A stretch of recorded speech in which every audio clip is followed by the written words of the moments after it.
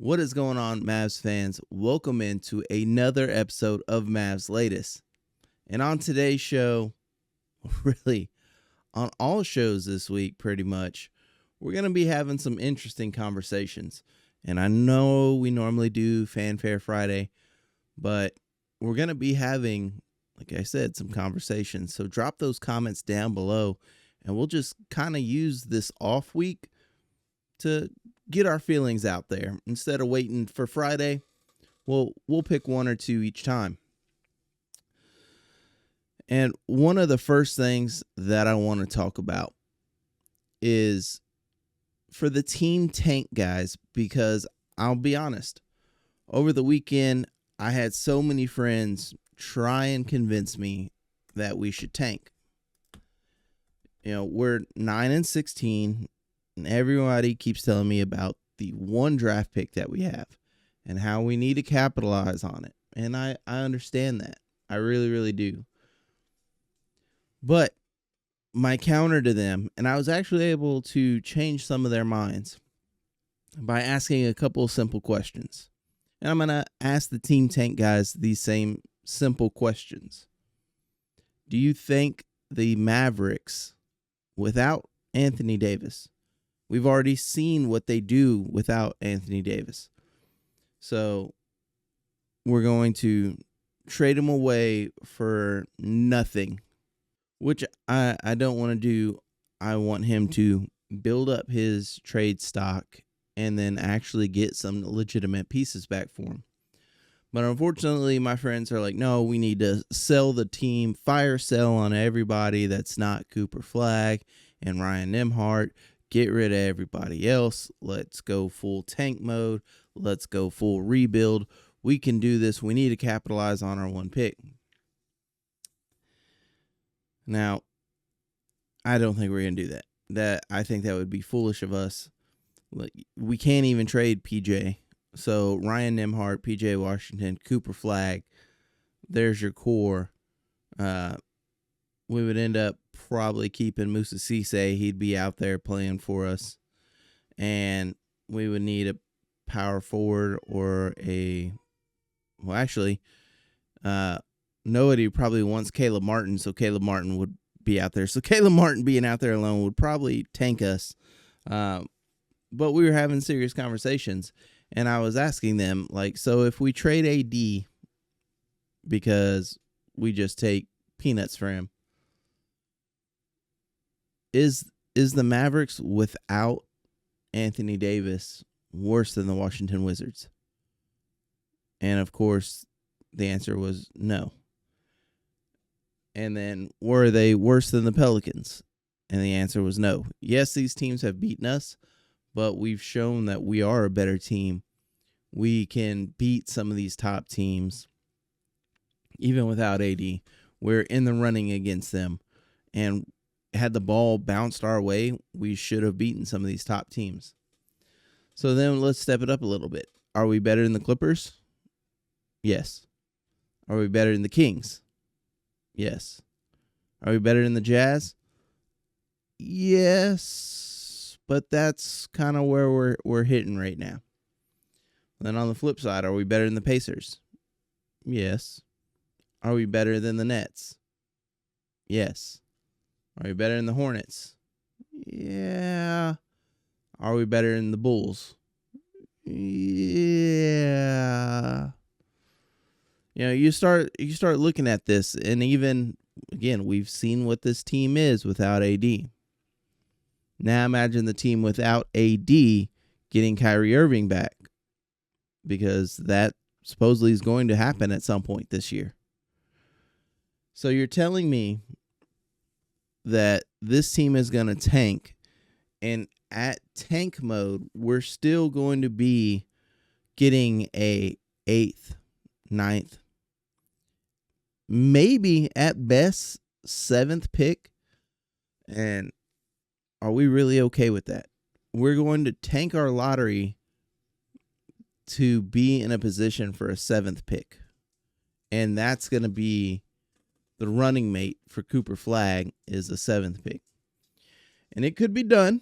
Of course, there's been some great mid-round picks in the first Not every body, outside of the top 5 is just a role player. Don't get me wrong. That's not what I'm saying. But what are our chances that somebody that we pick at 7, 8, 9 is generational? What are our chances that that person is going to come in and help elevate Cooper Flag? Or we either say, screw it, we ride with AD, or we trade AD to get some pieces that actually fit for us and help us. We get Kyrie back, and we put the pedal to the metal and we go. And I keep talking about, play-in, because that was the pushback. But I don't want to be in a play-in. I don't want to be in a play-in either. I'm not saying that this team goal is the play-in. I'm saying if we get to the play-in and we're healthy, we're the scariest play-in team there is. And those teams better watch out. And then when we get in the playoffs, those playoff teams better watch out, because this Mavs team is nasty on paper if healthy. This is a nasty Mavs team. And if we can get there healthy, we're making a run. We're beating some teams that really thought that they were going to walk all over us. That's what I'm saying. I'm not saying, oh, man, let's get to the play-in. Hey, we had a great season because we made the play-in tournament. That's not a good season. Going deep is a good season, and that's what I think we should be aiming for. Cooper Flag is... We'll handle this tomorrow's episode. We'll look at all the rookies, and we'll debate on Cooper Flag's chances of Rookie of the Year. And as it stands right now, he's number 1 by probably 20%. That's my take on it, but we'll get more into that tomorrow. I really want to hear about Team Tank and try and convince me. Like I said, I've been able to convince Team Tank guys that maybe we shouldn't tank. So maybe you could be the one to switch it up on me and have me convert over. Have me switch sides.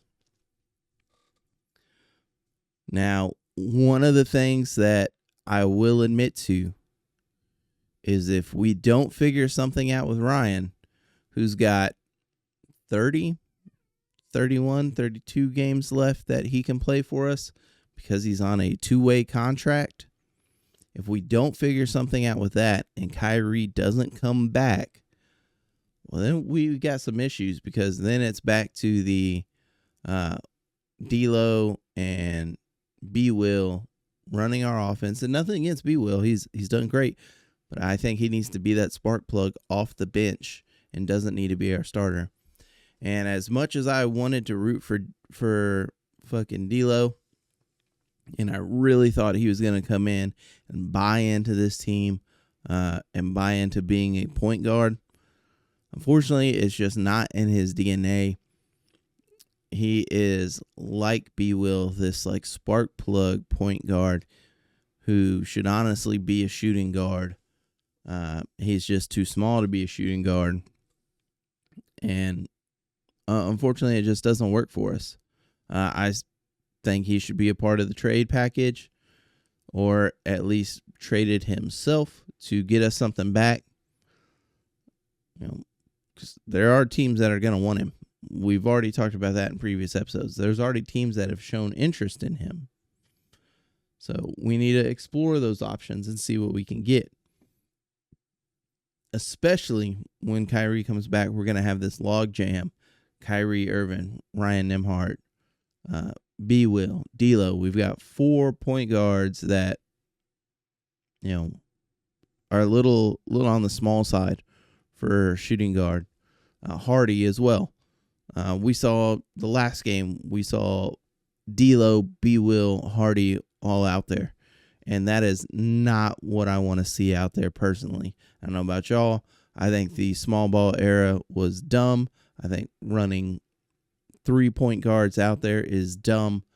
And I mean, you look at it, everything's kind of going back to traditional basketball. So we need to make sure our roster is constructed in a way that we can compete.